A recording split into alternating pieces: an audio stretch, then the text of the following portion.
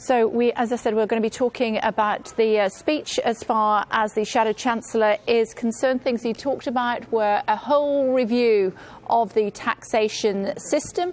Talked also about the Robin Hood tax, which means companies like Vodafone and Starbucks, are they paying enough tax and will they have to pay more? He also appealed to others of the party who had decided that when Mr Corbyn became the leader of the Labour Party that they would instead return to the back benches. Let's get some reaction to the Shadow Chancellor's speech at the conference. Steve Hawkes, Deputy Political Editor of The Sun, Guardian columnist Owen Jones, joining us from conference in Brighton. Hello to you, gentlemen. I think it's fair to say both sides of the political spectrum for our viewers right there. What were the headlines for you two? Steve, you first.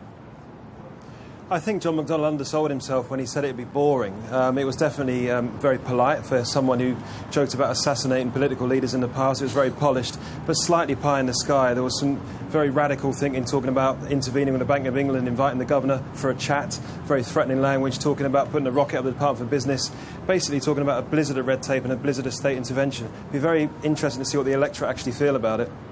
Owen? Well, I think it's certainly true he kept off the jokes. He's no comedian, John McDonnell. He kept instead to the detail. I think what was good is he took on the economic record of the Conservatives. Labour failed to do that. George Osborne promised to wipe out the deficit in one parliament. He didn't even get through half, added more debt than every Labour government put together. A productivity crisis so bad in this country that if French workers took every Friday off, that country would still be more productive than this country. Longest fall in living standards for workers since the 19th century. And we haven't really had that taken on. But what was more interesting, and I think this is important, is they're not just talking about low-income people, about people at the bottom. That's what makes the heart of the left beat faster, fighting for people in poverty, homeless people and so on. They were directly pitching for middle-income and middle-class people. They're talking about self-employed people who lack security and the support that the state can give to them. And they're also talking about, I guess, a kind of investing in infrastructure and learning from countries like Germany, where you have public investment banks to support the industries of the future.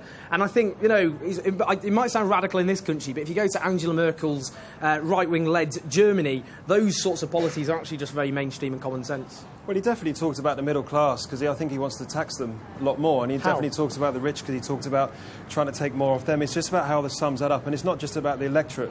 It's also about his own party. You have to remember that John McDonnell and Jeremy Corbyn, anti-austerity, that's the main thing for them. I probably think Owen would agree with that. This was the big platform where these three-pounders swarmed to Labour to try and get this anti-austerity message into the Labour Party. Forget Trident, forget Syria. This is what they're all about. But it's convincing the party. Caroline Flint, for example, earlier this summer said some people on benefit need a kick up the arse. I've just come from a fringe meeting where Polly Billington said a very similar thing. And crucially, John Healey, who was at the same fringe meeting, reminded people that Labour have to win 96 seats at the 2020 election off the Tories to have a majority of one.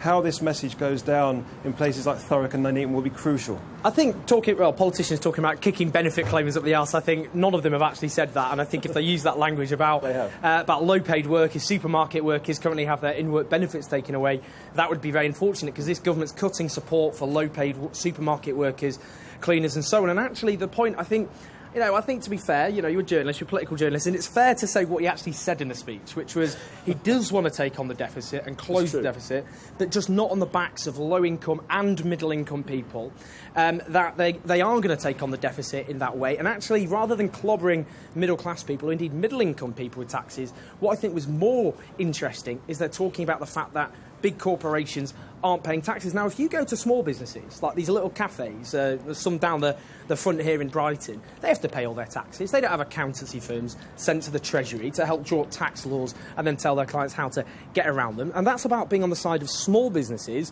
paying their way, contributing, and big companies that benefit from the state, from infrastructure, from lots and lots of subsidies and support from the state, which they're now going to review. That actually it's about priorities, and that's what politics is, isn't it? It's about priorities, and it's standing up for low-income, middle-income, working-class and middle-class people, rather than the people who are very much at the top of society. And I think you'll find, we would be in favour of... We've talked a lot about people who in Starbucks, for example, Amazon, and George Osborne himself has talked about taxing these companies more and trying to do what they can to bring more tax in from these companies. but it's not just, it's small business as well that are worried about this. The Engineering Employers Federation have already, they were quite in favour of a lot of what Miliband was talking about before the election, and they've already come up with a statement since John McDonnell sat down, talking about worrying about some of the rhetoric, worrying about the language with which he's talking about business. I mean, John McDonnell obviously is going to talk about balancing the books, but there wasn't much detail on how he would cut, a lot more detail on how he would spend. Can I ask you a more. question, though? Now, you're the Sun, you want to stand up, you say, for small businesses and self-employed people. 1 million self-employed people are now having their tax credits cut by this government. They're people who lack pensions, paid sick leave, paid maternity leave. 85% of them don't employ anyone but themselves. They have very insecure lives. They like independence. They like being their own boss, but they often don't have the support other workers have. If they're proposing to support small businesses by freezing business rates, by supporting them in social security and opposing cuts to tax credits for the self-employed, the Sun, you're going to come out and any support. We're a big supporter of small business. We're a big supporter of balancing the books to try and help them. Do you think we should freeze business rates like the Labour suggested? We should definitely tackle business rates. Sorry, my earphones coming out because Owen's talking so loudly. But we should definitely tackle business rates. You're very clear. It was always the point. When I was some business editors, we talked about business rates a lot. Something has to happen there, but it needs to be a credible approach. I think it needs to be an all-round thing. John McDonnell today was promising the world. He said another world is possible, but it might not be possible in the real world. Well, you say another world is possible. You know, British people throughout history have been full of optimism and determination and idealism, and that's why we have built, actually, in lots of ways, a great country. Lots of problems with the country, but I think you sell the country short when you talk about someone who's actually suggesting, actually, we can have a vision of a different Britain. This is how we can do it. We'll tax people at the top more to support middle-income and low-income people. We'll balance the books, but in a fair and just way. We'll invest in the industries of the future. That's another world that is possible, and we'll tell you how it's possible. And then you get this kind of, stop this pie-in-the-sky idealism, we've got to cut support for low-paid supermarket workers, and that's just the way... words in my mouth. Well, do you support that? Do you support cutting... I mean, they're cutting tax credits for low-paid supermarket workers. I support everyone. I'm still here, guys. I'm still here. Sorry, just Kay. saying, I'm still here. Yeah, sorry, just before What's we your view, Kay? Did you like it? Yeah, just before we let you go, you both need to apologise for being potty-mouthed politicos. Well, he started, didn't he? It's always the Sun that lowers the standard of political debate, injecting these sorts of, demeaning words on air. I'm so sorry, Kay. Okay, off you go. Well, I say, Kay, no. We'll see you soon. Thanks a lot. Thank you. See you, Kay. Thank you very much. Yeah.